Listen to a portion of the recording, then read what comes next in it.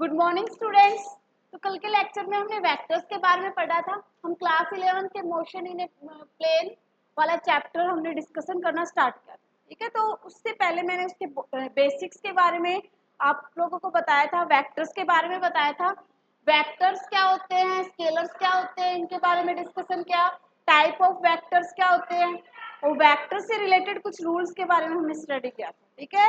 Addition of vector देखा था, triangle law of vector addition, parallelogram law of vector addition and the next is polygon law of vector addition. उसके ऊपर कुछ important question हमने किए थे, आप लोगों को भी मैंने घर से करने के लिए वेक्टर्स के ऊपर क्वेश्चन दिए थे। कंप्लीट आपके क्वेश्चन, नोटबुक साइड में रख लेना, मैं बाद में चेक कर लूंगी, ठीक है।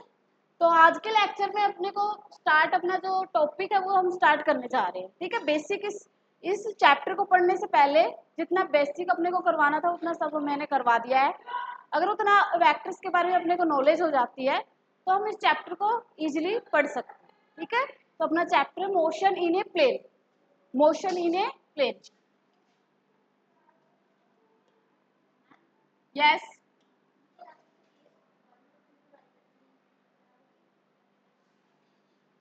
कौन सा केस? नहीं, दो ही केस होंगे, ठीक है। तो अब जो मोशन होगा वो किसके अंदर होगा? एक प्लेन के अंदर मोशन होगा, ठीक है। किसके अंदर मोशन होगा? प्लेन के अंदर मोशन होगा, ठीक है। अभी लिखो मत, मैं जब बोलूँ कि ये चीजें लिख लो वो बातें लिख लेना, ठीक है। तो अब इससे पहले वाला जो चैप्टर था उसमें हमने पढ़ा था motion in a straight line. एक स्ट्रेट लाइन के अंतर्गत मोशन हो रहा था, 1D में मोशन हो रहा था, ठीक है। अपन एक स्ट्रेट लाइन के अकॉर्डिंग मोशन कर रहे थे, ठीक है। तो स्ट्रेट लाइन या 1D वाले मोशन में ओनली वन कोऑर्डिनेट ही इंक्लूड होता है, एक ही कोऑर्डिनेट। अपने पास तीन कोऑर्डिनेट्स होते हैं ना, X coordinate, Y coordinate and Z coordinate.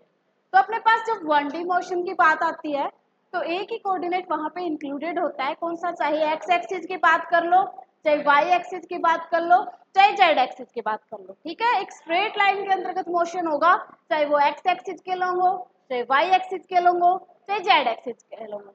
कहने का मतलब ये है, अपना स्ट्रेट लाइन के अंतर्गत अगर मोशन है या 1D लाइन में मोशन है तो अपने को उस मोशन को डिफाइन करने के लिए एक ही कोऑर्डिनेट की जरूरत रहती है, ठीक है। अब जो मोशन होगा वो प्लेन में मोशन होगा।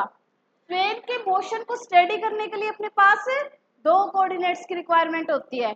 प्लेन वाला मोशन एक प्लेन में होता है जहाँ पे दो कोऑर्डिनेट्स इंक्लूडेड होंगे, तो कहेंगे कि प्लेन के मोशन को स्टडी करने के लिए वी रिक्वायर्ड है टू कोऑर्डिनेट्स। कितने कोऑर्डिनेट्स की नीड पड़ेगी? यहाँ पे टू कोऑर्डिनेट्स की नीड पड़ेगी, चाहे वो एक्स कोऑर्डिनेट हो, वाई कोऑर्डिनेट हो, या फिर वाई कोऑर्डिनेट हो या जेड कोऑर्डिनेट हो, या फिर जेड कोऑर्डिनेट हो या एक्स कोऑर्डिनेट हो। मतलब दो कोऑर्डिनेट्स की अपने को रिक्वायरमेंट पड़ेगी प्लेन के मोशन को स्टडी करने के लिए, ठीक है। तो अपन जनरली दो कोऑर्डिनेट की बात करते हैं, एक्स और वाई। विजिबल है? विजिबल नहीं है। तो दो कोऑर्डिनेट्स की अपने को रिक्वायरमेंट होती है।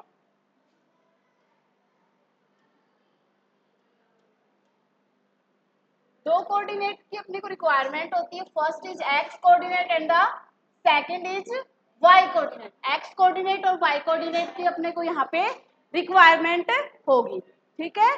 दो कोऑर्डिनेट की यहाँ पे रिक्वायरमेंट होगी। तो इस टाइप से जो मोशन करेगा एक्स एक्सिस और वाई एक्सिस, उसमें दोनों प्रकार के एक्सिस, दोनों प्रकार के कोऑर्डिनेट्स टाइम के रिस्पेक्ट में चेंज होंगे अगर कोई पार्टिकल मोशन कर रहा है तब, ठीक है। तो हमने अपनी इक्वेशन ऑफ मोशन स्टडी की थी, इक्वेशन ऑफ मोशन स्टडी की थी ना। कितने टाइप्स की होती है equation of motion? Three type की। कौन कौन सी होती है Swani? b is equals to u plus at and the second and the third 2as, ठीक है। तो 1D मोशन में तीन टाइप की इक्वेशन ऑफ मोशन थी, 2D में वो इक्वेशन ऑफ मोशन 6 टाइप की बन जाती है। कैसे? हम नेक्स्ट स्लाइड पे यही बातें डिस्कस करेंगे। अपने पास देखा था कि वेलोसिटी के बारे में पढ़ा था हमने। वेलोसिटी के बारे में जब पढ़ा, हमने वेलोसिटी के बारे में जब पढ़ा तो वेलोसिटी दो टाइप से आप वेलोसिटी पढ़ रहे थे। कौन कौन सी? इनिशियल वेलोसिटी जिसको मैं यू से डिनोट कर रही थी, एंड फाइनल वेलोसिटी जिसको मैं v से डिनोट करती हूँ। अब अगर कोई भी पार्टिकल एक प्लेन में जब मोशन करेगा, कोई भी पार्टिकल एक प्लेन में जब मोशन करेगा तो यहाँ वेलोसिटी के दो कंपोनेंट डिवाइड हो जाते हैं। एक्स एक्सिस के अलोंग आ जाता है ux और वाई एक्सिस के अलोंग आ जाता है uy। यहाँ पे दो कंपोनेंट के बारे में डिस्कशन करेंगे, ठीक है। सेकंड जो वेलोसिटी v होती है, फाइनल वेलोसिटी, उसके भी दो कंपोनेंट यहाँ पे बन जाएंगे। कौन कौन से? vx और vy, ठीक है। क्योंकि यहाँ पे जो वेलोसिटी है वो एक वेक्टर क्वांटिटी होती है। वेलोसिटी क्या होती है? एक वेक्टर क्वांटिटी होती है, ठीक है। तो इसको रीड करने से पहले मैं तुम्हें थोड़ा वेक्टर्स का आइडिया दे देती हूँ कि मान लो अपने पास कोई एक वेक्टर क्वांटिटी है, ए वेक्टर। अपने पास कोई वेक्टर क्वांटिटी है क्या? A vector. A is here any physical quantity जो कि वेक्टर क्वांटिटी है। यहाँ पे क्या हो सकता है? वेलोसिटी भी हो सकती है, एक्सीलरेशन भी हो सकता है, फोर्स भी हो सकता है, कुछ भी हो सकता है। ए की जगह एनी वेक्टर, कोई भी वेक्टर क्वांटिटी हो सकती है, ठीक है। एनी वेक्टर, ठीक है। अब अपने पास ये वेक्टर क्वांटिटी है, यहाँ पे मेरे पास एक्स एक्सिस है, यहाँ पे मेरे पास वाई एक्सिस है। क्लियर है इतना? अब अपने प्लेन के अंदर मोशन अपन स्टडी कर रहे हैं। अगर प्लेन के अंदर मोशन स्टडी करेंगे दैट मीन्स दो कोऑर्डिनेट्स का यहाँ पे जिक्र होगा। दो कोऑर्डिनेट्स के बारे में स्टडी करेंगे। मान लो कि प्लेन में यहाँ पे मक्खी उड़ रही है या फिर कोई भी पार्टिकल XYZ, कोई भी पार्टिकल मूव कर रहा है। तो जब वो पार्टिकल मूव करेगा तो उसका एक्स कोऑर्डिनेट भी चेंज होगा टाइम के रिस्पेक्ट में और वाई कोऑर्डिनेट भी चेंज होगा। तो ऐसे मोशन को मोशन इन प्लेन बोला जाता है। मोशन किसको बोलते हैं? टाइम के रिस्पेक्ट में कोऑर्डिनेट का चेंज होना ही क्या कहलाता है? मोशन कहलाता है। 1D में एक कोऑर्डिनेट अगर चेंज होता है, अगर टाइम के रिस्पेक्ट में ओनली वन कोऑर्डिनेट चेंज होता है तो हम क्या बोलेंगे? मोशन इन स्ट्रेट लाइन या मोशन इन 1D। अगर टाइम के रिस्पेक्ट में दोनों कोऑर्डिनेट्स चेंज होते हैं, एक्स कोऑर्डिनेट भी चेंज हो जाए और वाई कोऑर्डिनेट भी चेंज हो जाए, ठीक है, टाइम के रिस्पेक्ट में दो कोऑर्डिनेट अगर चेंज हो तो हम बोलेंगे मोशन इन 2D या मोशन इन प्लेन। समझ गए? और टाइम के रिस्पेक्ट में तीनों कोऑर्डिनेट्स अगर चेंज हो जाए तो motion in 3D, motion in 3D। तो यहाँ टाइम के रिस्पेक्ट में इस पार्टिकल के दोनों कोऑर्डिनेट चेंज हो रहे हैं, ठीक है। ये पार्टिकल जब इस सरफेस पे मूव करेगा तो एक्स कोऑर्डिनेट भी चेंज होगा और वाई कोऑर्डिनेट भी चेंज होगा, ठीक है। तो ये पार्टिकल को मान लो पार्टिकल ने मूव करना स्टार्ट किया, यहाँ से इस टाइप से वो मूव कर रहा है, ठीक है। मैंने इस टाइप से उसकी कुछ वेलोसिटी दी, उसको फेंका या कुछ भी किया, उसका मोशन हो रहा है। तो उसकी वेलोसिटी की डायरेक्शन अगर ये है, अगर इसकी वेलोसिटी की डायरेक्शन ये है, v वेक्टर की डायरेक्शन ये है, this is any vector quantity, ठीक है। तो इसके दो कंपोनेंट ब्रेक हो जाते हैं यहाँ पे, ठीक है। v वेक्टर की जगह a वेक्टर ले लो, a वेक्टर कोई भी फिजिकल क्वांटिटी को रिप्रेजेंट करेगा, तो हम यहाँ पे जनरली a वेक्टर ही ले लेते हैं। अगर अपना ऐसा कुछ a वेक्टर है, a वेक्टर ऐसा कुछ है, तो a वेक्टर के यहाँ पे दो कंपोनेंट ब्रेक होते हैं। कितने कंपोनेंट ब्रेक होंगे? दो कंपोनेंट ब्रेक होंगे, ठीक है। कौन कौन से? एक तो एक्स एक्सिस के अलोंग, दूसरा वाई एक्सिस के अलोंग। एक तो एक्स एक्सिस के अलोंग, दूसरा वाई एक्सिस के अलोंग। एक्स एक्सिस के अलोंग वाले कंपोनेंट को हम बोल दे AX। एक्स एक्सिस के अलोंग जो कंपोनेंट है उसको बोल देंगे AX। वाई एक्सिस के अलोंग जो कंपोनेंट है उसको क्या बोल देंगे? AY। मतलब ये जो वेक्टर है, ये वन वेक्टर है, ये दो पार्ट्स में क्या हो गया? स्प्लिट हो गया, दो पार्ट्स में ये डिवाइड हो गया, ठीक है। तो हम 2D मोशन इस टाइप से स्टडी करते हैं। वेक्टर का रिजोल्यूशन बोला जाता है, रिजोल्यूशन ऑफ टू वेक्टर, कि अगर अपना वेक्टर इस टाइप से है स्पेस के अंदर और वो हॉरिजॉन्टल, हॉरिजॉन्टल क्या होता है और वर्टिकल क्या होता है, आपको नॉलेज है इस बारे में? What is horizontal and what is vertical, do you know? इस वाली लाइन को हॉरिजॉन्टल लाइन बोला जाता है and this one line is vertical line. That means अपनी एक्स एक्सिस क्या रिप्रेजेंट कर रही है? हॉरिजॉन्टल को, एंड वाई एक्सिस किसको रिप्रेजेंट कर रही है? वर्टिकल को। ये जो वेक्टर है अगर अपना हॉरिजॉन्टल के साथ थीटा एंगल बना रहा है, अगर ए वेक्टर हॉरिजॉन्टल के साथ थीटा एंगल बना रहा है तो अपना जो ए वेक्टर है वहां पे दो कंपोनेंट्स में रिजोल्व हो रहा है, AX और AY। ए एक्स और ए वाई। यहाँ पे जो ए एक्स होता है, यहाँ पे जो ए एक्स होगा, ए एक्स उसका वैल्यू क्या होगा, ए कोस थीटा, उसका जो वैल्यू होगा वो ए कोस थीटा। समझ गए, ए कोस थीटा, ए एक्स का वैल्यू क्या होगा, ए कोस थीटा। मतलब थीटा के पास वाली जो एक्सिस होती है, हॉरिजॉन्टल एक्सिस, वहां पे कोस थीटा आता है। और उसी प्रकार से ए वाई का जो वैल्यू होता है, ए वाई का जो वैल्यू होता है वो होता है ए साइन थीटा।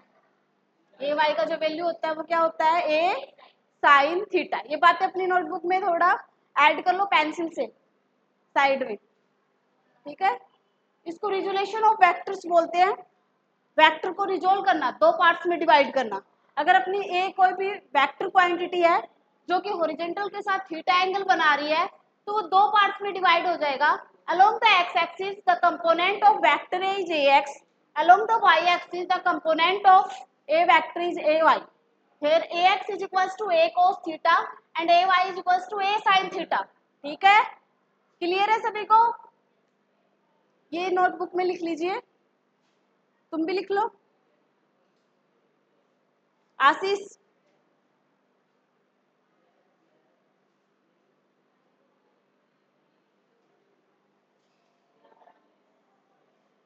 थोड़ा फास्ट करोगे? हो गया?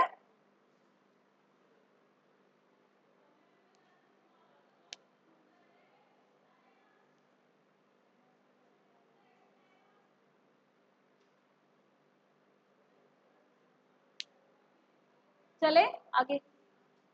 अब इसी प्रकार से ए यहाँ पे मेरा कोई भी वेक्टर क्वांटिटी थी, कोई भी यहाँ पे वेक्टर क्वांटिटी थी, तो ए की जगह अगर अपने पास, ए की जगह अपने पास अगर वेलोसिटी हो, ए की जगह अपने पास वेलोसिटी हो, तो वेलोसिटी के भी दो कंपोनेंट टूट जाएंगे। ए कोई भी वेक्टर क्वांटिटी तो है, A is any vector quantity, velocity भी क्या है, एक वेक्टर क्वांटिटी ही तो है। अगर वेलोसिटी अगर इस टाइप से है अपने पास, u इनिशियल वेलोसिटी ले लो या फाइनल वेलोसिटी, तो इसके भी दो कंपोनेंट हो जाएंगे। कौन कौन से, ux और y एक्सिस के अलोंग कौन सा, uy। समझ गए? इसी प्रकार से यहाँ पे एक्सीलरेशन हुआ, तो एक्सीलरेशन के भी दो कंपोनेंट ब्रेक हो जाएंगे, x एक्सिस के अलोंग ax और y एक्सिस के अलोंग ay। अगर फोर्स हुआ तो फोर्स के भी दो कंपोनेंट हो जाएंगे, x एक्सिस के अलोंग fx, y एक्सिस के अलोंग fy। ठीक है, तो मैं आपको क्या समझाना चाहती हूँ कि अगर कोई पार्टिकल या पॉइंट या कोई बॉडी टू डायमेंशनल मोशन करता है, मोशन इन ए प्लेन करता है, एक प्लेन में मोशन करता है, तो उसकी जो वेलोसिटी वगैरह, एक्सेलरेशन वगैरह, फोर्स वगैरह है, उसके कंपोनेंट क्या हो जाते हैं, ब्रेक हो जाते हैं। ठीक है, उसके दो टू टाइप्स ऑफ वेलोसिटी भी टू टाइप्स में डिवाइड हो जाएगी, यू एक्स यू वाई में। फाइनल वेलोसिटी भी टू टाइप्स में डिवाइड हो जाएगी, वी एक्स और वी वाई में। एक्सेलरेशन भी किसमें डिवाइड हो जाएगा, दोनों एक्सिस के अलोंग डिवाइड हो जाएगा। ऐसा क्यों?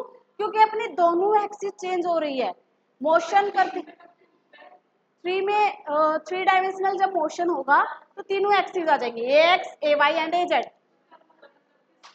अपन जब थ्री डी ऑब्जेक्ट्स के बारे में स्टडी करेंगे, थ्री डायमेंशनल मोशन के बारे में स्टडी करेंगे, थ्री डी मोशन के बारे में, इन दैट केस अपने पास थ्री कंपोनेंट्स आ जाएंगे, one is A X, second is A Y and third one is a Z. इतना सभी को क्लियर है? तो हम आगे ये बातें लिखेंगे। अभी ये थोड़े तुम्हारे नोटबुक में लिखते जाना, जैसे जैसे मैं लिखवा रही हूँ। मोशन इन ए प्लेन, दिख ही नहीं रहा,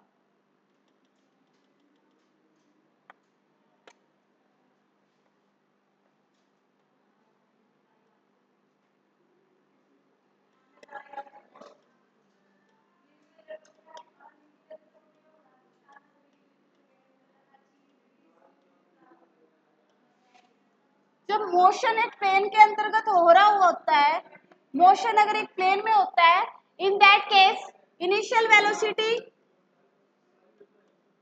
वेलोसिटी के दो कंपोनेंट आएंगे। कौन कौन से? So on it on top. Initial velocity के दो कंपोनेंट कौन कौन से आएंगे, U X and U Y. ऐसा क्यों हुआ, क्योंकि अपना एक्स कोऑर्डिनेट भी चेंज हो रहा है मोशन में और वाई कोऑर्डिनेट भी चेंज हो रहा है, ठीक है, इसीलिए यू एक्स कंपोनेंट भी निकालेंगे और वाई वाला कंपोनेंट भी निकालेंगे वेलोसिटी का। अगर ओनली एक कंपोनेंट निकाल देंगे तो अपने को वाई के अलोंग मोशन हो रहा है उसके बारे में कैसे पता चलेगा। आशीष समझ आ रहा है आपको, ठीक है। इसी प्रकार से फाइनल वेलोसिटी है, उसके भी दो कंपोनेंट होंगे, कौन कौन से, फाइनल वेलोसिटी के कौन कौन से दो कंपोनेंट हो जाएंगे, V X along X axis and V Y along Y axis. हाँ ये लिखना है।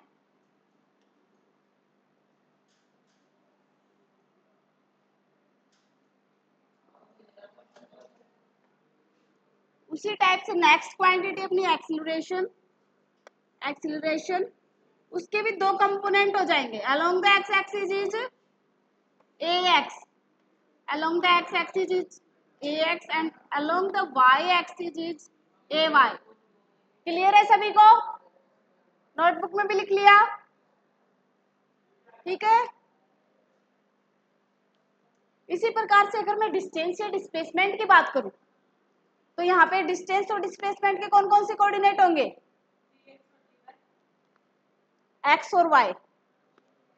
एक्स और वाई तो डिस्टेंस है, अगर डिस्टेंस की कोऑर्डिनेट्स की बात करूं तो एक्स और वाई तो हो गए डिस्टेंस या displacement.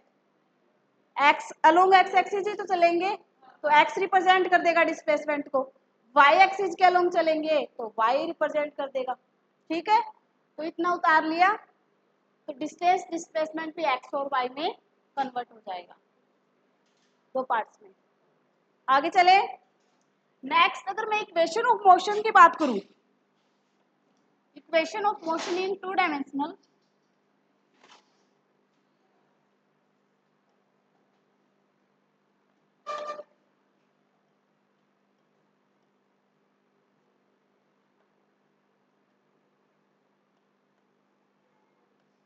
Equation of motion in two dimensional,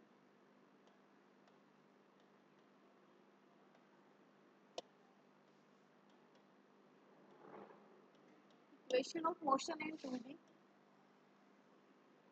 तो अपने पास equation of motion 1D 3 type से होती है, कौन कौन सी, फर्स्ट इक्वेशन ऑफ मोशन कौन सी होती है, v is equals to u plus at, v is equals to u plus at is the first equation of motion, ठीक है, v is equals to u plus at।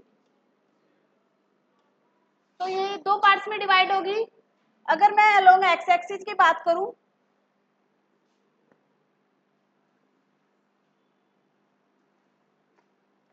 Along X axis की बात करूं तो V X is equals to क्या आ जाएगा, U X plus A X. अब बताओ एक्स एक्सिस के अलोंग टाइम चेंज होगा या नहीं होगा, टाइम का भी ऐसे लिखा जाएगा क्या, टी एक्स टी वाई, क्यों नहीं लिखा जाएगा,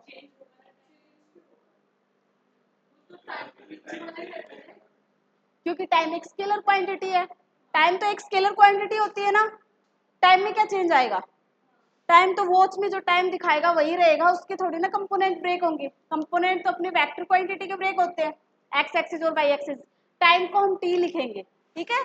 तो ये अपनी जो equation first equation of motion है किसके अलोंग, एक्स एक्सिस के अलोंग। इसी टाइप से वाई एक्सिस के अलोंग इक्वेशन ऑफ मोशन क्या हो जाएगी, V Y U Y plus A Y T. आ गया समझ, ठीक है। लिखो अपनी नोटबुक में, साथ के साथ लिखते जाया करो, जल्दी पढ़ के इसको थोड़ा लिख लिया करो, तो डाउट हो तो पूछ लिया करो।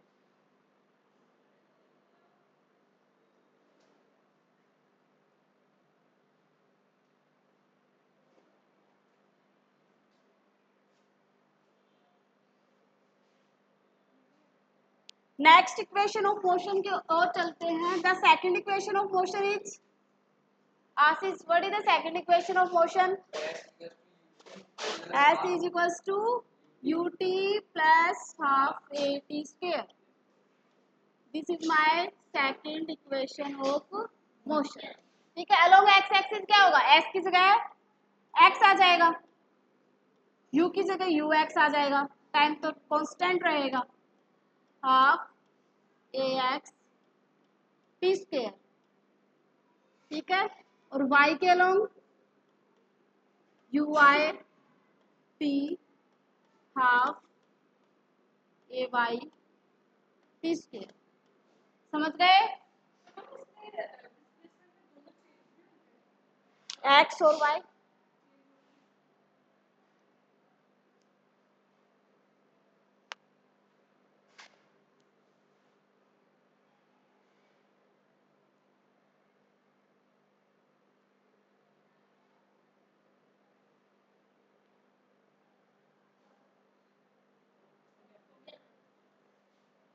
Third equation of motion is v square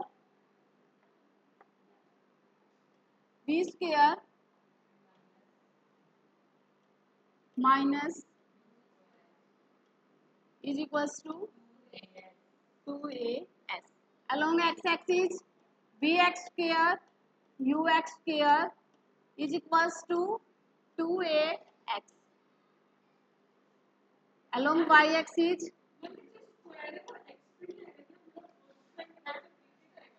क्या, वो x पे नहीं आएगा. क्यों नहीं आएगा, क्योंकि x क्या रिप्रेजेंट कर रहा है, ये रिप्रेजेंट कर रहा है x एक्सिस के अलोंग v का कंपोनेंट क्या है. ठीक है, vx का मतलब ये है कि x एक्सिस के अलोंग v क्या है, v कितना है. ठीक है, ये रिप्रेजेंट करता है. क्या नहीं लगाया, सो x आएगा.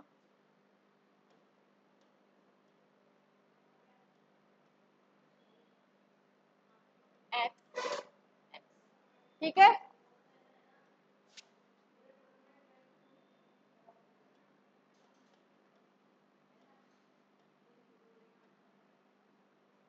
ये हो गई.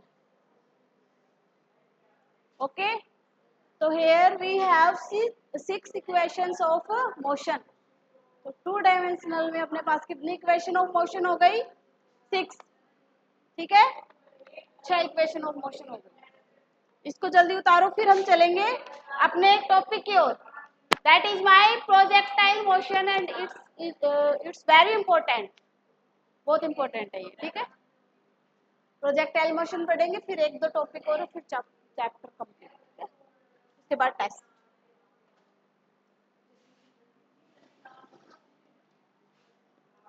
हेडिंग डालो प्रोजेक्टाइल मोशन.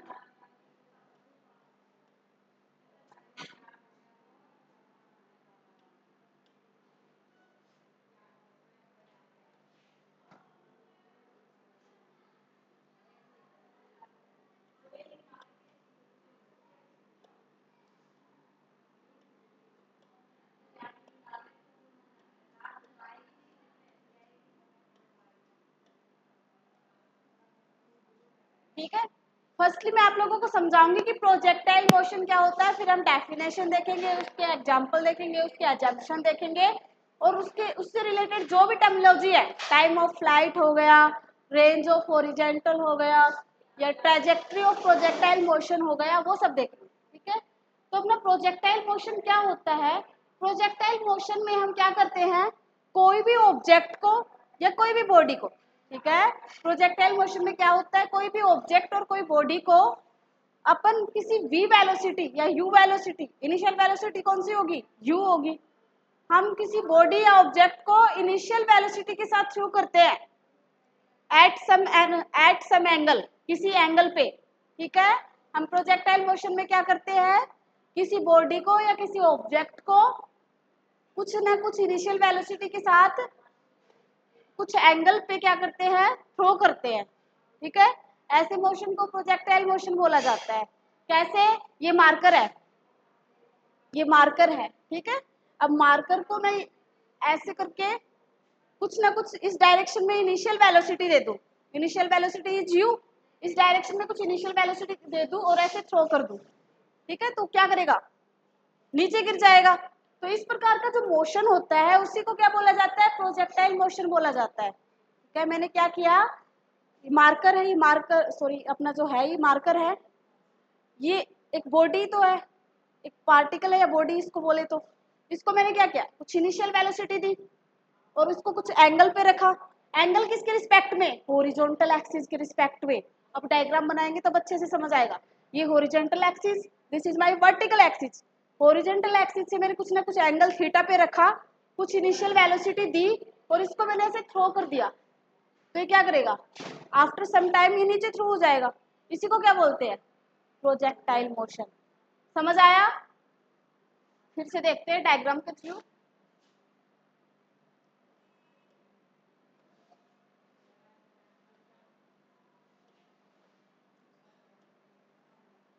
ब्लैक कलर तो विजिबल नहीं होगा इस पे।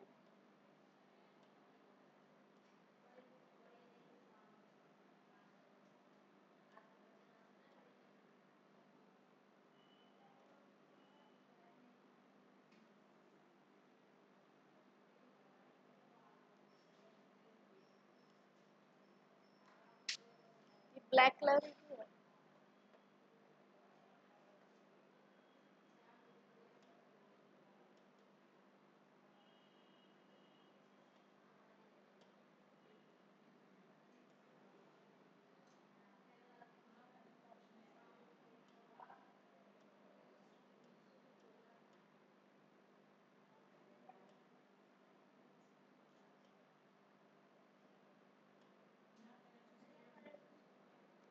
अच्छा, इसमें भी कलर चूज करना होता है।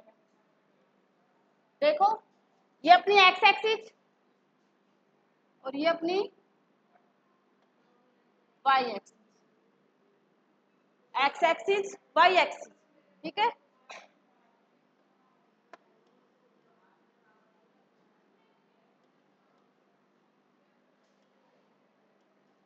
समझ गए। तो ये अपना origin point, this is my X axis and this is my Y axis. तो मैंने क्या किया, यहाँ पे मेरा पार्टिकल है, कोई भी पार्टिकल, जैसे मेरा स्टाइलिस है या कोई भी बॉल है या कुछ भी, कोई भी पार्टिकल या कोई भी ऑब्जेक्ट। ठीक है, उसको मैं कुछ ना कुछ क्या दे रही हूँ, इनिशियल वेलोसिटी दे रही हूँ।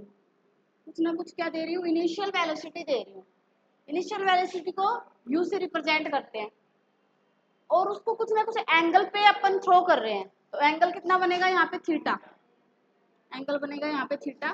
थीटा यहाँ पे कुछ भी हो सकता है, 30 डिग्री, 60 डिग्री, कुछ भी। ठीक है, किसी भी एंगल पे अपन थ्रो कर सकते हैं। ठीक है, तो हमने पार्टिकल या बॉडी को इनिशियल वेलोसिटी यू दे दी और उसको थीटा एंगल पे क्या कर दिया, थ्रो कर दिया। जैसे ये अपना मार्कर था, स्टाइलिश था, इसको इनिशियल वेलोसिटी यू दे दी और इसको थीटा एंगल पे रखा और ऐसे थ्रो कर दिया। तो ये थोड़ी देर बाद कैसे ऐसे जाएगा और थोड़ी देर बाद यहाँ पे आके गिर जाएगा। गिर जाएगा ना, क्यों गिरेगा, क्योंकि अर्थ जो है वो ग्रेविटेशनल फोर्स लगाती है, तो ये हवा में नहीं रह सकता। अर्थ क्या करती है, इसको अपनी ओर खींचती है। तो ग्रेविटी के इफेक्ट के कारण ये थोड़ी देर बाद क्या आ जाएगा, नीचे आ जाएगा। ठीक है, तो इस टाइप के मोशन को क्या बोलते हैं अपन, प्रोजेक्टाइल मोशन बोलते हैं। इस टाइप के मोशन को क्या बोलते हैं, प्रोजेक्टाइल मोशन बोलते हैं। और जो पार्टिकल, जो बॉडी इस टाइप का मोशन करते हैं उसको क्या बोलेंगे, प्रोजेक्टाइल बोलेंगे। जैसे मैंने इस मार्कर को एट सम एंगल फेंका, एट सम वेलोसिटी थ्रो किया अगेंस्ट द, या फिर under the influence of gravity, तो इसको क्या बोला जाएगा, इसको प्रोजेक्टाइल बोला जाएगा।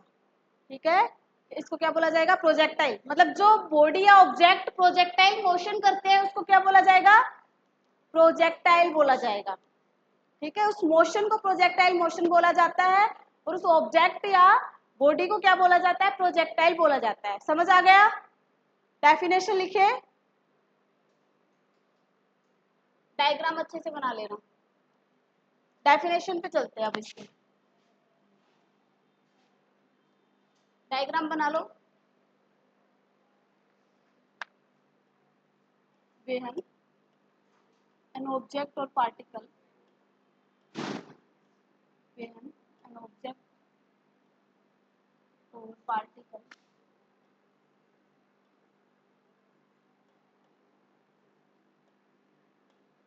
is given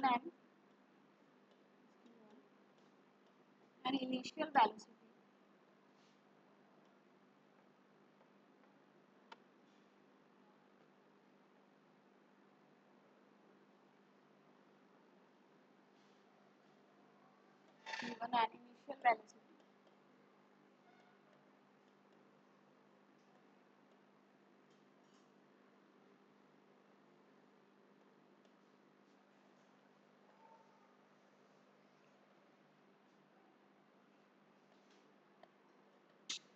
and allowed to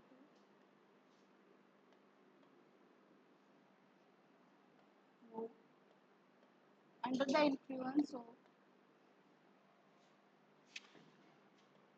under the influence of gravity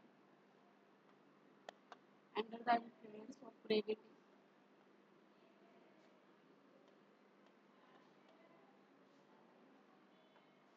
ये एरो गलती से लग गया था, इसको स्किप कर देना। Under the influence of gravity, तो इस टाइप के मोशन को क्या बोल देंगे? ठीक है, then this object is called projectile and the motion is called projectile motion. ठीक है,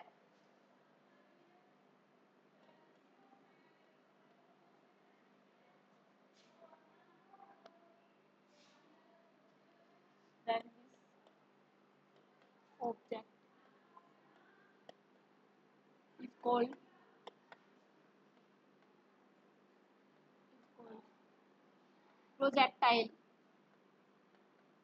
projectile and its motion is called and its motion is called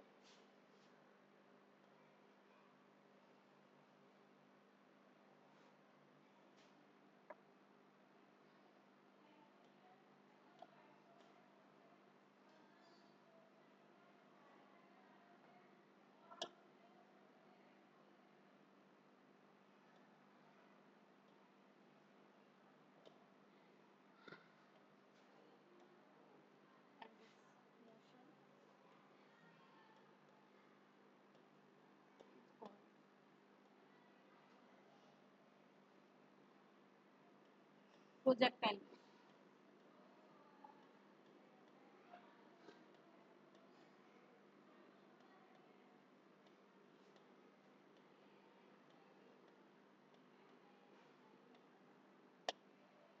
ठीक है,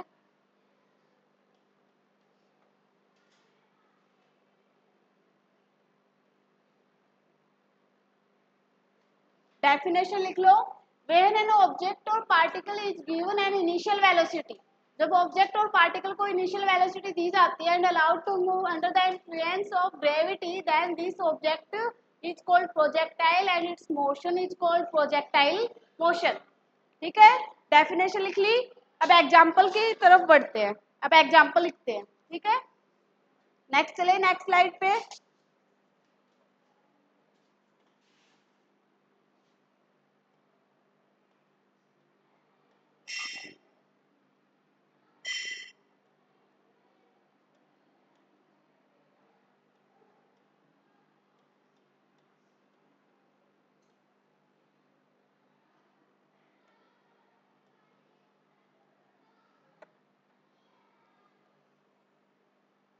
फर्स्ट जो एग्जाम्पल है, आपको पता ही है एग्जाम्पल्स का। अगर हम क्रिकेट बॉल को फेंक दें, स्टाइलिश की जगह एक क्रिकेट बॉल ले ले और क्रिकेट बॉल को इनिशियल वेलोसिटी देख के एट एंड सम एंगल फेंक दे और उसका मोशन ऑब्जर्व करे under the influence of gravity, then उसका जो मोशन होगा वो प्रोजेक्टाइल मोशन होगा। ठीक है, तो throwing a cricket ball, first example लिखो, थ्रोइंग ए cricket ball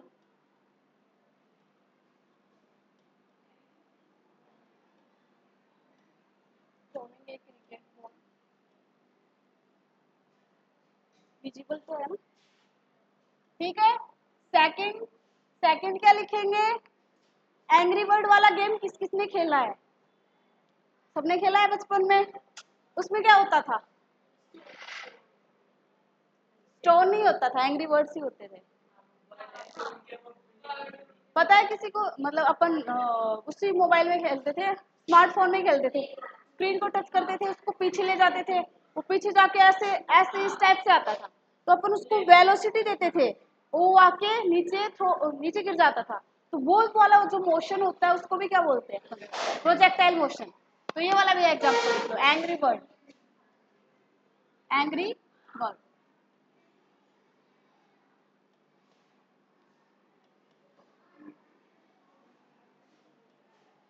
समझ आ रहा है ना सभी को?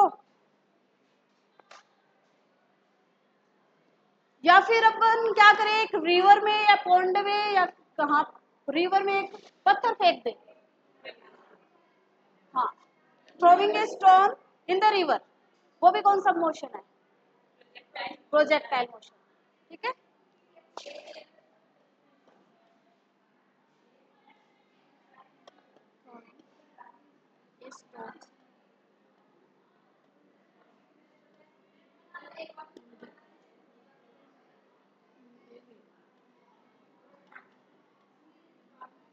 और एक और एग्जांपल देखते हैं ब्यूटीफुल सा, जो मेरे माइंड में आया अभी अभी, जेवलिन थ्रो।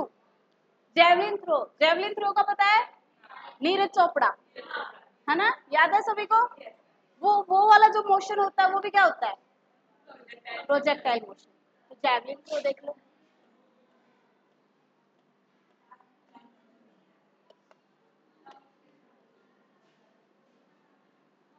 तो ये चार एग्जांपल काफी है ये समझने के लिए कि प्रोजेक्टाइल मोशन किस टाइप से होता है। ट्रेजेक्ट्री यही होगी, ठीक है। ये नहीं कि मैंने क्या किया है, नोटबुक नोटबुक ले रही हूँ, प्लेन है ये भी, और मैं स्टाइलिश को ऐसे थ्रू करवा रही हूँ, ये नहीं होगा। अपने को एट कुछ ना कुछ एंगल देना पड़ेगा, एंगल जीरो नहीं होना चाहिए, एट सम एंगल होना चाहिए हॉरिजेंटल के साथ, और कुछ ना कुछ वेलोसिटी होनी चाहिए। फिर इस टाइप से अगर हम थ्रो करेंगे ऑब्जेक्ट को, फिर ये वाली ट्रेजेक्ट्री बनेगी, इसको प्रोजेक्टाइल मोशन बोलते हैं। हाँ, वो ये एग्जांपल भी अच्छा है क्या, बैडमिंटन वाला, वो वाला मोशन भी प्रोजेक्टाइल मोशन होता है, समझ गए? तो इस टाइप के मोशन को हम प्रोजेक्टाइल मोशन बोलते हैं। क्लियर है सभी के माइंड में? अब एग्जांपल लिख लो, उसके बाद में एजम्पशंस करते हैं। एजम्पशन, इसके मतलब कुछ प्रोजेक्टाइल मोशन से रिलेटेड कुछ एग्जांपल्स को स्टडी करने के लिए, या इसकी फैक्ट को स्टडी करने के लिए, आगे न्यूमेरिकल अपन सोल्व करेंगे प्रोजेक्टाइल मोशन पे, तो अपन को कुछ एजम्पशन करने पड़ेंगे, एजम्पशन लेके चलेंगे, ठीक है। जैसे कि अपने को एयर रेजिस्टेंस वगैरह नेग्लेक्ट करना पड़ेगा, ठीक है, कुछ चीज अज्यूम करके चलनी पड़ेगी। तो ये वाला लिख लो, फिर नेक्स्ट चलते हैं।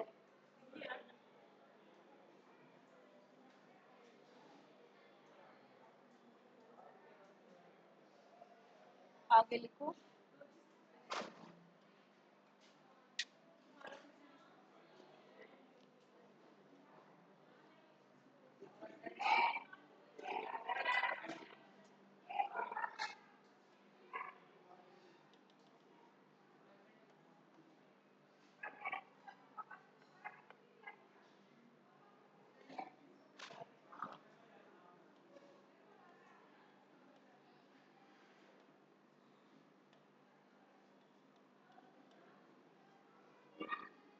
एजम्पशंस लेंगे कि जो एयर रेजिस्टेंस है उसको नेग्लेक्ट करेंगे, ठीक है। तो फर्स्ट है इग्नोर एयर रेजिस्टेंस, कि अपन जो अपना स्टाइलिश या कोई भी बॉडी या कोई भी पार्टिकल अगर अपन उसका प्रोजेक्टाइल मोशन करवा रहे हैं स्पेस के अंदर, तो जो रेजिस्टेंस, सॉरी, जो एयर का जो रेजिस्टेंस है उसको इग्नोर करेंगे, मतलब एयर जो फोर्स लगाएगा उसके ऊपर उसको नेग्लेक्ट करेंगे, कि हवा चल रही है, कुछ भी हो रहा है, उस चीज को नेग्लेक्ट करेंगे, ठीक है। तो फर्स्ट जो है अपना जंक्शन वो यही है, ignore air resistance, ignore air resistance, ignore air resistance.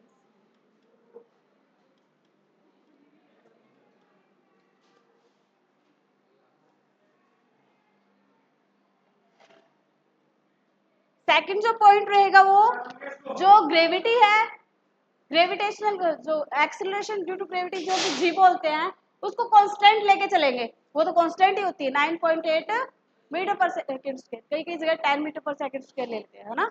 तो जी को क्या लेंगे, कांस्टेंट,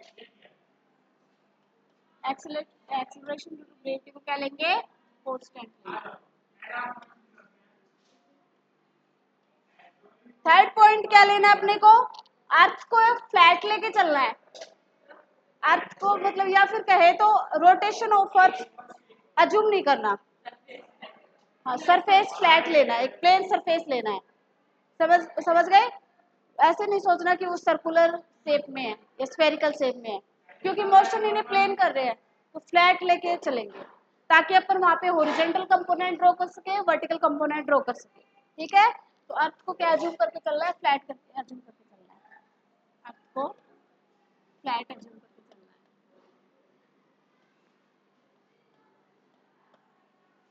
फोर्थ जो अपना पॉइंट रहेगा वो है इग्नोर रोटेशन ऑफ अर्थ, अर्थ के रोटेशन को इग्नोर करना है, क्योंकि अगर अर्थ रोटेट करेगी तो मैं अगर स्टाइलिस को फेंक रही हूँ तो क्या होगा, अर्थ के रोटेशन के साथ साथ अपना मोशन ही चेंज हो जाएगा, रोटेट हो जाएगा, तो उस चीज को अपने को माइंड में नहीं लेना है, ये अजम्पशंस करने अपने को, मतलब इस मोशन को स्टडी करने से पहले। तो क्या लिखेंगे, ignore rotation of earth, ignore rotation of earth,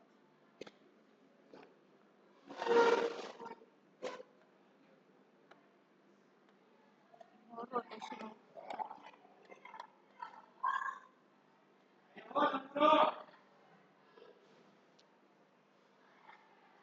लिखो, फिर ट्रैजेक्टरी निकालेंगे अपन, डन।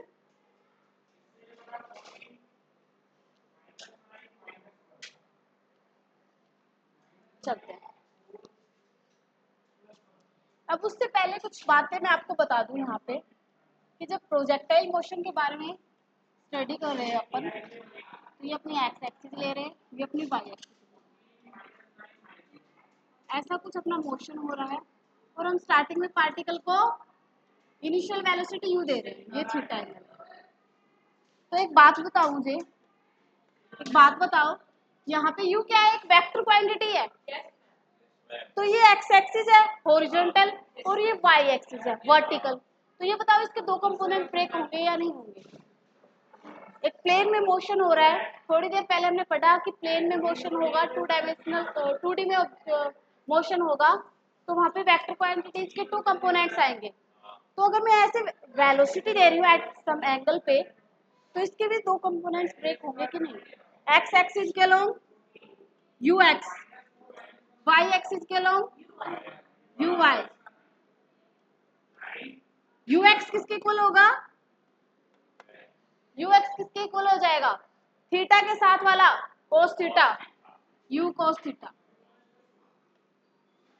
और थीटा के परपेंडिकुलर वाला U sine theta, U sine theta. ठीक है, तो यहाँ पे यू एक्स को हॉरिजॉन्टल कंपोनेंट ऑफ वेलोसिटी बोलेंगे और यू वाई को वर्टिकल कंपोनेंट ऑफ वेलोसिटी बोलेंगे भाव्या। ठीक है, यू एक्स को हॉरिजॉन्टल कंपोनेंट ऑफ वेलोसिटी बोलेंगे, यू वाई को वर्टिकल कंपोनेंट ऑफ वेलोसिटी बोलेंगे। मतलब हॉरिजॉन्टली जिस कंपोनेंट की वजह से मोशन होगा वो हॉरिजॉन्टल कंपोनेंट होता है, इस डायरेक्शन में जो मोशन होगा पार्टिकल का वो यू कोस थीटा की वजह से होगा, और परपेंडिकुलर डायरेक्शन में जो मोशन होगा पार्टिकल का वो यू साइन थीटा की वजह से होगा। दैट मीन्स अगर पार्टिकल हमने यहाँ से फेंका है तो इस पॉइंट पे भी 2 कंपोनेंट है, इस पॉइंट पे भी 2 कंपोनेंट है, और इस पॉइंट पे भी 2 कंपोनेंट है, ऐसे 2 कंपोनेंट है। परपेंडिकुलर वाला जो कंपोनेंट है वो पार्टिकल को ऊपर की ओर ले जाएगा, और जो हॉरिजॉन्टल कंपोनेंट है वो ऐसे रखेगा पार्टिकल को। ठीक है, तो अपना जो परपेंडिकुलर वाला कंपोनेंट है वो पार्टिकल को उसकी हाइट इंक्रीज करने में हेल्प कर रहा है। तो एक बात बताओ, थोड़ी देर के बाद जो परपेंडिकुलर वाला कंपोनेंट है, वर्टिकल कंपोनेंट है, वो जीरो नहीं हो जाएगा, क्यों, क्योंकि ऊपर तक तो अपना वो जाएगा ही नहीं, पार्टिकल तो ऐसे करके अपना जो स्टाइलिस है वो तो ऐसे थ्रो, मैंने ऐसे थ्रो किया तो वो ऐसे ट्रेजेक्टरी बना के नीचे आ रहा है, नीचे आ रहा है, वो तो ऊपर जा ही नहीं रहा। तो ये बताओ वेलोसिटी का ये वाला कंपोनेंट साइन थीटा वाला कंपोनेंट जीरो होगा कि नहीं होगा, हो जाएगा, क्योंकि वर्टिकली मोशन होगा ही नहीं थोड़ी देर बाद।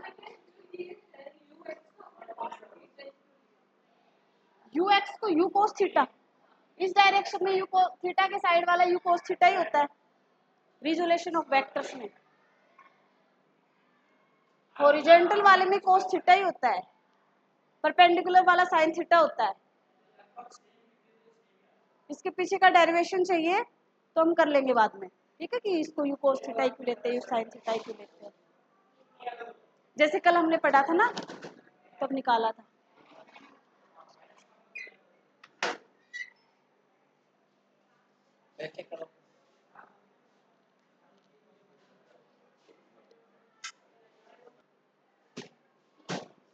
समझ आ गया?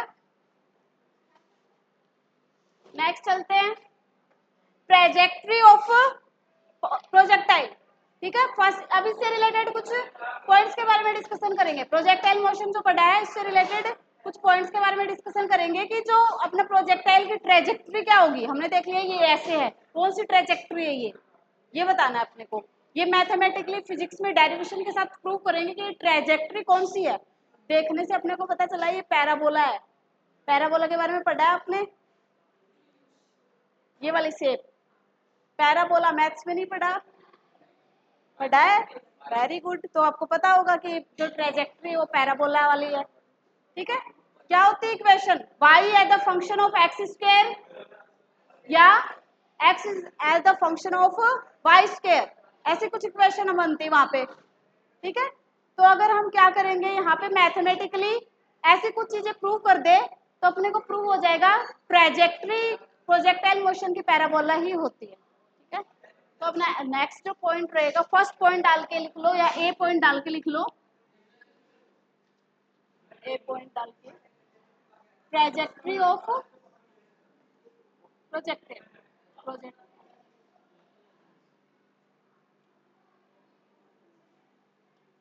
ट्रेजेक्ट्री ऑफ प्रोजेक्टाइल,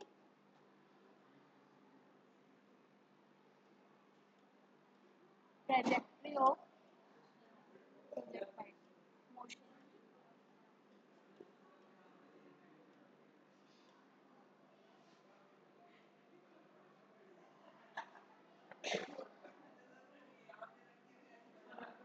ठीक है। तो पहले डायग्राम बनाना है, वैसे ही प्रोजेक्टाइल मोशन का डायग्राम है तो वैसा ही डायग्राम बनेगा। हेडिंग लिख लो, trajectory of projectile, trajectory of projectile heading डाल लो। फिर डायग्राम अपने को वैसा ही बनाना है जैसे अपन बनाते आए हैं।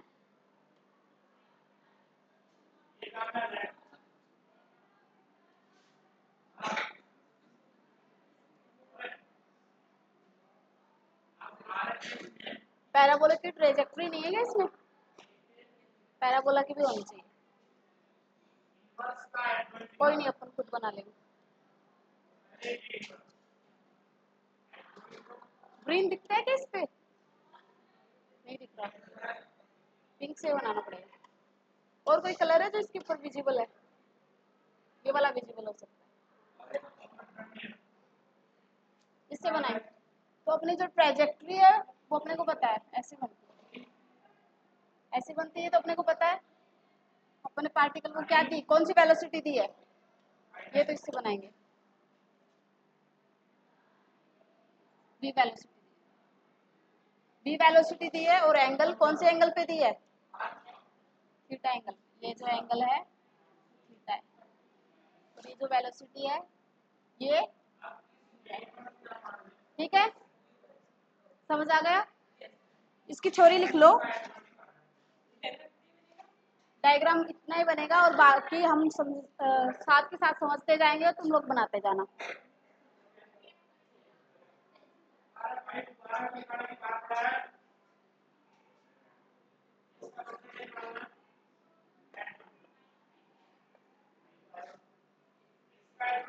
Suppose a particle, suppose a particle is thrown, suppose a particle is thrown या thrown is thrown with velocity, with velocity, with velocity u vector at an angle theta with the horizontal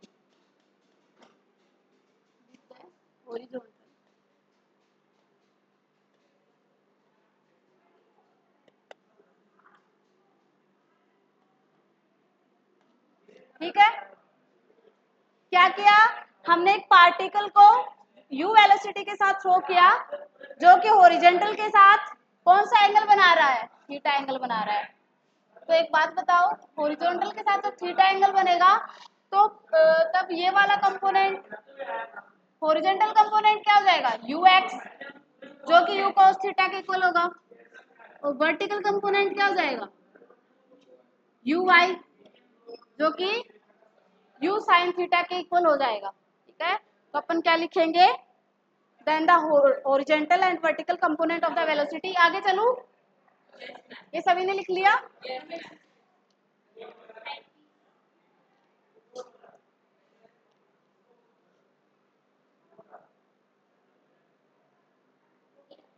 हो गया, next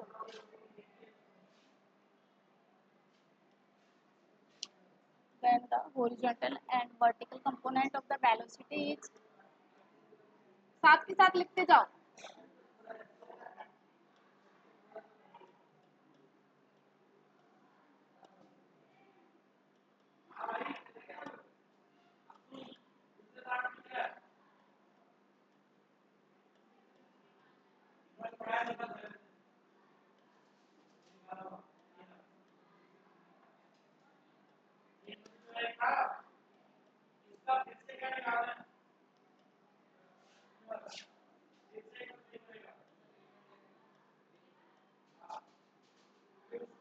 Then the horizontal component and vertical component of the velocity is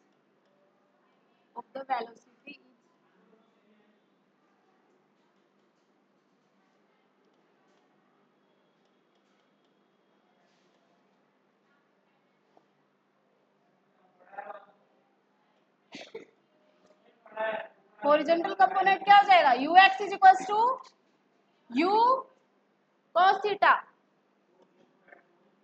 इसको हम equation 1 ले लेंगे।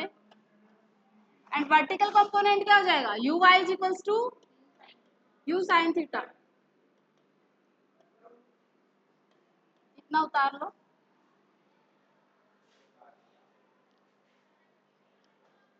ठीक है, अब फिर से चलते अपने डायग्राम की ओर।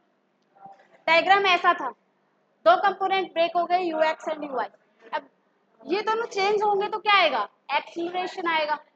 एक्सीलरेशन के भी कौन से कंपोनेंट होंगे, दो कंपोनेंट होंगे, कौन कौन सा, ax और ay, हॉरिजॉन्टल कंपोनेंट और वर्टिकल कंपोनेंट। ठीक है, अब मैं ax की बात करूं वो क्या होगा और ay की बात करूं वो क्या होगा, तो यहाँ पे ax 0 होगा, क्यों, ax यहाँ पे हॉरिजॉन्टल कंपोनेंट ऑफ एक्सीलरेशन है, ay यहाँ पे वर्टिकल कंपोनेंट ऑफ एक्सीलरेशन है।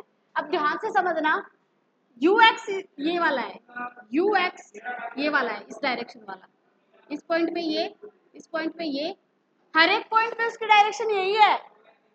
x वाला हॉरिजॉन्टल वाला कंपोनेंट तो चेंज ही नहीं हो रहा। एक्सीलरेशन क्या होता है, the rate of change of velocity, तो ax क्या होगा, dux अपॉन dt। लवली, समझ आया, ax क्या होगा, dux अपॉन dt। एक्सीलरेशन क्या होता है, the rate of change of velocity को हम एक्सीलरेशन बोलते हैं। ठीक है, कि वेलोसिटी में कितना चेंज आ रहा है उसको एक्सीलरेशन बोलेंगे। तो ax क्या होगा कि x वाला कंपोनेंट है वेलोसिटी का, उसमें कितना चेंज आ रहा है उसको क्या बोला जाएगा, ax बोला जाएगा। लेकिन x वाला कंपोनेंट तो यहाँ पे चेंज ही नहीं हो रहा, दैट मीन्स ax क्या हो जाएगा, 0 हो जाएगा। ये बात किस किस को समझ आई, आशीष आ गई आपको समझ, तो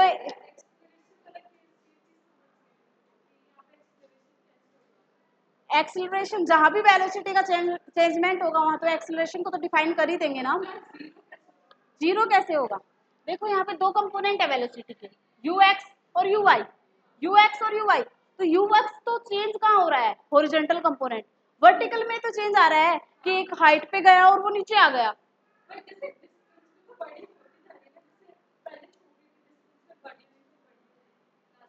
डिस्टेंस नहीं चेंज होती, वेलोसिटी, वेलोसिटी का चेंजमेंट देखते हैं। वेलोसिटी तो उसी डायरेक्शन में चेंज, उसी डायरेक्शन में रह रही है ना। हॉरिजॉन्टल कंपोनेंट्स के साथ कोई चेंजमेंट नहीं आया है, सिर्फ वर्टिकल कंपोनेंट ही अपने मोशन को डिफाइन कर रहा है यहाँ पे। इसीलिए जो हॉरिजॉन्टल कंपोनेंट है वो क्या हो जाएगा, जीरो। वर्टिकल कंपोनेंट बताओ, वर्टिकल कंपोनेंट बताओ।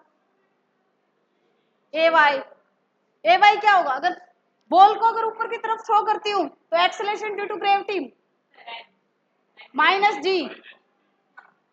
ग्रेविटी की जो वैल्यू कांस्टेंट रहेगी ये बात तो पता है, लेकिन किसके इक्वल हो जाएगा, ए वाई माइनस जी के इक्वल हो जाएगा। आशीष ध्यान का है आपका, ए वाई क्या हो जाएगा, माइनस जी हो जाएगा। किस किस को ये बात समझ आई। देखो अपनी बॉल या पार्टिकल ऐसे गया ऊपर, एक बार के लिए ऊपर गया है, अर्थ क्या करेगी, उसको नीचे की तरफ खींचेगी तो ग्रेविटी लगेगी, तो इन दैट केस एक्सेलरेशन क्या हो जाएगा, माइनस जी। तो अपन ये बात लिख देंगे अब।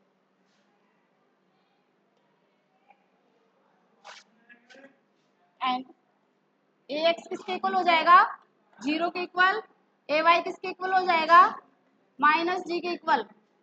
इसको हम ले लेंगे इक्वेशन थर्ड, इसको इक्वेशन ले लेंगे fourth, equation third and equation fourth, ठीक है। राइट डाउन करो इसको। अब लगाएंगे यहाँ पे अपने को मोशन के बारे में अगर जानकारी चाहिए तो इक्वेशन ऑफ मोशन लगानी पड़ेगी, और यहाँ पे जो यूज होगा, हाँ 1 2 3 4, इसको मैंने इसलिए बना दिया क्योंकि आगे हम इसका यूज कर सकते हैं। अपन लिख लेंगे फिर ऐसे बाई इक्वेशन 1 2, इजी अपना डेरिवेशन इजी ड्राइव करने के लिए, ठीक है।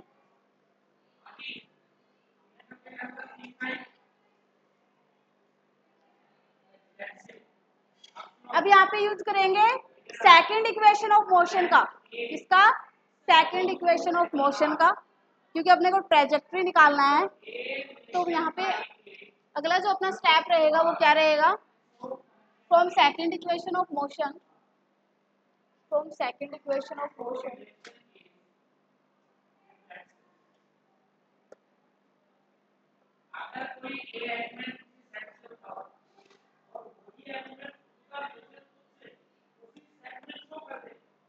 फ्रॉम सेकंड इक्वेशन ऑफ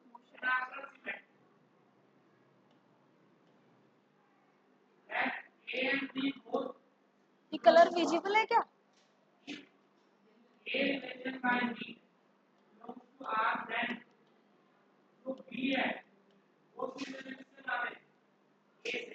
अपनी इक्वेशन की सेकंड मोशन की सेकंड इक्वेशन कौन सी है, S is equals to U T plus half A T square in horizontal direction या along x axis, along x axis। ये वाली इक्वेशन कैसे बन जाएगी, x is equals to U X T plus half A X T square. Clear है, we know that ax is equals to 0 from equation 3, we know that ax is equals to 0 from equation 3, ax किसके equal है, 0 के equal है, तो यहाँ पे 0 लिख देंगे, और ux किसके इक्वल है, from equation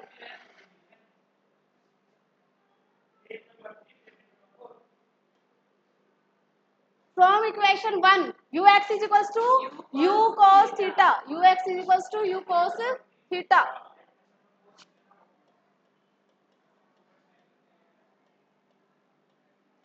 from equation 1 ux is equals to u cos theta, t की जगह तो सेम ही रहेगा। अब ax 0 तो ये वाली टर्म ही 0 हो जाएगी, ठीक है भैया। यहाँ से t की वैल्यू क्या आएगी, t अपना टाइम है उसकी वैल्यू क्या आ जाएगी, x upon u cos theta x upon u cos theta and this is my equation fifth.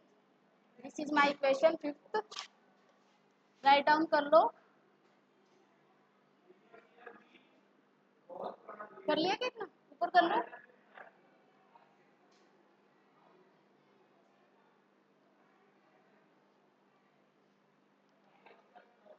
ठीक है. तो y कंपोनेंट इसी प्रकार से y कंपोनेंट पे बात करेंगे. y axis along y axis पे बात करेंगे. अलोंग y एक्सिस क्या हो जाएगा. y is equals to u y plus a y T square. From equation कौन सी इक्वेशन का यूज करेंगे. 2 और हाफ नहीं लगाया, अभी लगा देते हैं.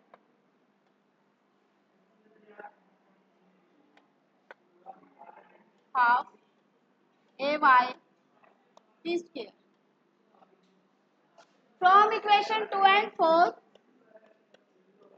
From equation 2 and 4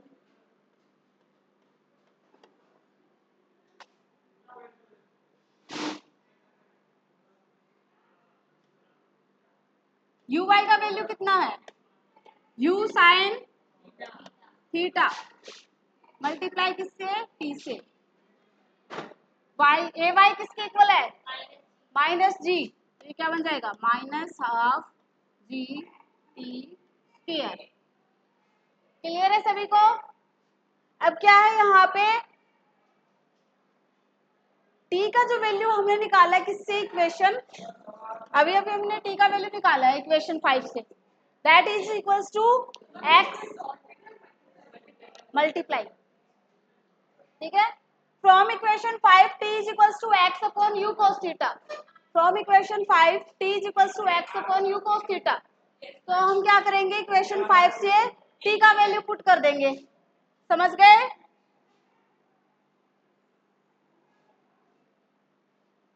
from equation 5 put the value of t.